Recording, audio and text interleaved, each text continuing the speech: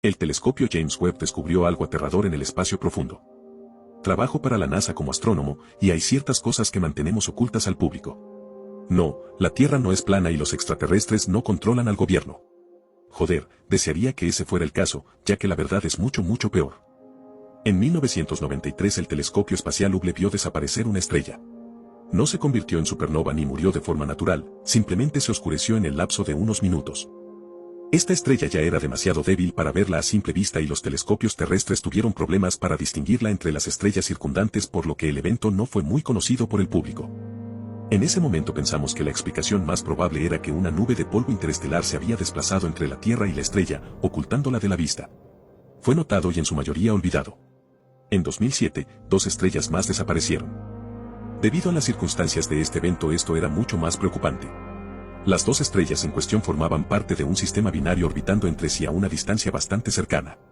Si una nube de polvo interestelar fuera la culpable nuevamente, ambas habrían parecido desaparecer simultáneamente o muy cerca de ella.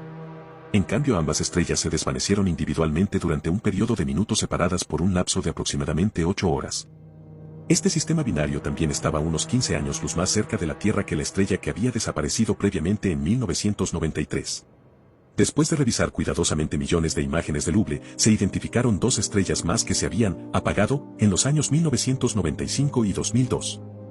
Todas estaban en el mismo vecindario estelar a solo un puñado de años luz entre sí. La única conclusión que pudimos sacar fue que alguna influencia desconocida, viajando cerca de la velocidad de la luz, estaba envolviendo o destruyendo estas estrellas.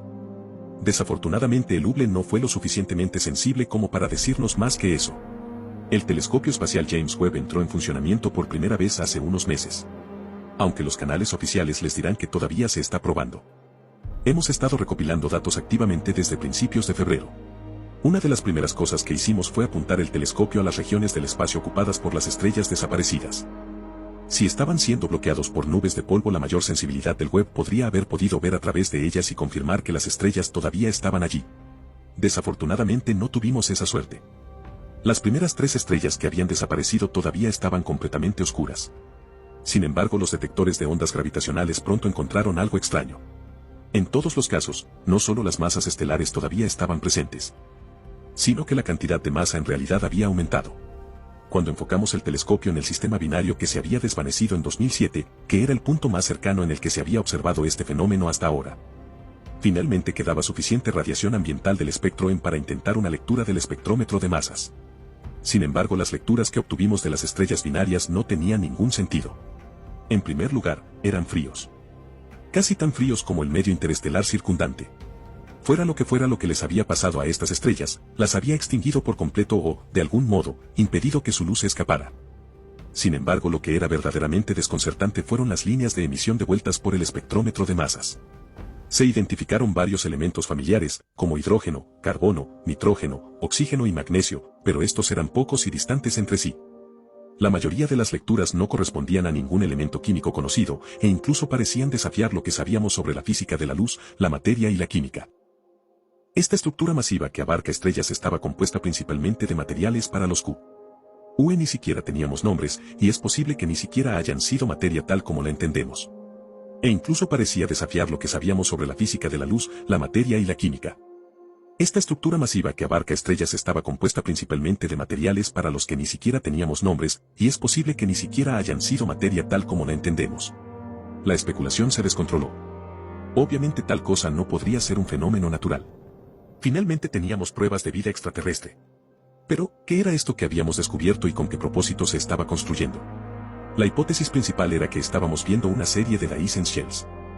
Colectores solares masivos construidos para envolver completamente las estrellas, con el fin de capturar el 100% de su producción de energía. Tal concepto se había imaginado a principios del siglo XX como una fuente potencial de energía para una civilización interestelar. Desde entonces la idea se había abierto camino en la ciencia ficción popular. En realidad, se ha teorizado que la construcción de estas estructuras masivas es uno de los primeros signos de vida extraterrestre inteligente que algún día podremos detectar. Parecía que ese día era hoy. Sin embargo, la teoría todavía no explicaba todo. En primer lugar, estaba la velocidad imposible con la que se cubrieron las estrellas. Construir un caparazón Dyson desde cero en cuestión de minutos estaba más allá incluso de las especulaciones más descabelladas de científicos y escritores de ciencia ficción. Luego estaban los misteriosos filamentos que conectaban las capas a distancias de años luz. Nadie tenía idea de qué propósito podrían tener estos o cómo podrían construirse. Todos en la NASA estaban fascinados con este misterio. En retrospectiva, podríamos haber estado mejor si nunca hubiéramos descubierto la verdad. Hace menos de un mes, el Webb detectó una serie de explosiones de energía inusuales que emanaban del espacio interestelar. Estos estaban ocurriendo en el borde mismo de un sistema estelar aproximadamente a 12 años luz del sistema binario que desapareció en 2007. Cuando enfocamos el telescopio en este sistema, pronto determinamos que estos tampoco eran fenómenos naturales. Las firmas de energía, que seguían parpadeando de forma intermitente, coincidían con lo que cabría esperar de explosiones basadas en termonucleares y antimateria, junto con varios otros tipos de energías que no pudimos identificar. Estas explosiones, aunque todavía no son visibles a simple vista en la Tierra desde esa distancia, fueron absolutamente tremendas en magnitud. Fácilmente miles de millones de veces más poderosas que cualquier arma nuclear que la humanidad pudiera construir. Después de experimentar con la configuración del telescopio, pudimos obtener una imagen más clara de lo que estaba pasando. La punta de uno de los filamentos interestelares que unían el sistema Dyson estaba pasando a través de la nube de Oort del sistema estelar distante, acercándose a su Sol. Y quienquiera que viviera allí estaba contraatacando. Sus armas fueron capaces de frenar el avance de la cosa, rompiendo y vaporizando trozos del objeto del tamaño de un planeta, pero parecía estar reconstruyéndose casi tan rápido como estaba siendo destruido. Después de menos de una semana, las explosiones cesaron. Parece que se habían quedado sin municiones. En el vacío entre las estrellas, sabíamos que estas cosas viajaban casi a la velocidad de la luz, pero cuando las vimos acercarse al sistema estelar interior, su ritmo se hizo más lento a medida que aumentaba de tamaño, preparándose para devorar la estrella del sistema. Rápidamente orientamos los espejos del telescopio hacia el Sol condenado. Estábamos a punto de ver lo que fuera que esta cosa borraba otra estrella, pero en tiempo real. Todos contuvimos la respiración mientras observábamos la imagen proyectada de la estrella de la secuencia principal. Un poco más grande que nuestro propio Sol. Al principio, parecía que no pasaba nada, pero pronto apareció una pequeña sombra en el borde del orbe luminoso, seguida pronto por otra sombra, y luego una tercera. Las sombras comenzaron a converger, formando un patrón extraño pero de alguna manera familiar mientras bloqueaban la luz de la estrella. ¿Qué son esos? Uno de mis colegas jadeó. Casi parecen. Hizo una pausa, como si tuviera miedo de decir la siguiente palabra por miedo al ridículo. Yo, sin embargo, no tuve tal vacilación.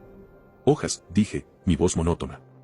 La situación era demasiado increíble para expresar cualquier reacción emocional, incluso la de pura conmoción. Parecen hojas. Vimos cómo, durante un periodo de minutos, una red de contornos sombríos, que coincidían con las formas familiares de hojas oblongas y enredaderas delgadas, procedió a borrar la luz restante de la estrella distante. En ese momento, todos en la sala se habían dado cuenta de la verdad. El fenómeno que habíamos estado rastreando durante tantos años no era una megaestructura alienígena hiperavanzada. Hidrógeno, carbono, nitrógeno, oxígeno y magnesio, algunos de los pocos elementos familiares que habíamos detectado. Todos eran componentes de la clorofila. Era una enorme planta que se extendía a lo largo de años luz. Y, al igual que las plantas terrestres, buscó luz para alimentarse. Los filamentos que conectaban las estrellas a través del espacio interestelar eran tallos, ramas. Crecería en la dirección de las estrellas más cercanas que percibiera, envolviéndolas por completo y luego moviéndose. Cualquier vida que habitara en los planetas que orbitan alrededor de esas estrellas se congelaría hasta morir, o quizás incluso peor. Era posible que la planta devorara esos planetas para aumentar su masa también. Todos guardaron silencio mientras el telescopio continuaba recopilando datos. Finalmente, después de lo que pareció una eternidad, un joven astrónomo habló desde el otro extremo de la sala y se dirigió a nuestro supervisor. Señor, hemos comenzado a detectar la formación de otro zarcillo que sale del sistema. Su vector es, tragó saliva. No necesitaba decir nada más, pero lo hizo de todos modos. Se dirige directamente hacia nuestro Sol. ¿Cuánto tiempo tenemos?, el supervisor respondió sombríamente.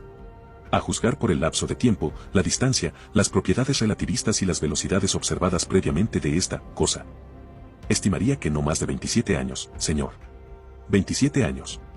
Acabábamos de ver cómo esta hierba galáctica abrumaba a una civilización que estaba, como mínimo, miles de años por delante de nosotros tecnológicamente y teníamos menos de 3 décadas. Probablemente me encontrarán y me silenciarán por publicar esto. Pero no me importa, tengo que decirle a alguien. No puedo mantener esto en secreto por más tiempo. Cuando el sol se ponga negro y el mundo comience a congelarse, al menos tendrás una idea de lo que está pasando. Aunque sea un pequeño consuelo.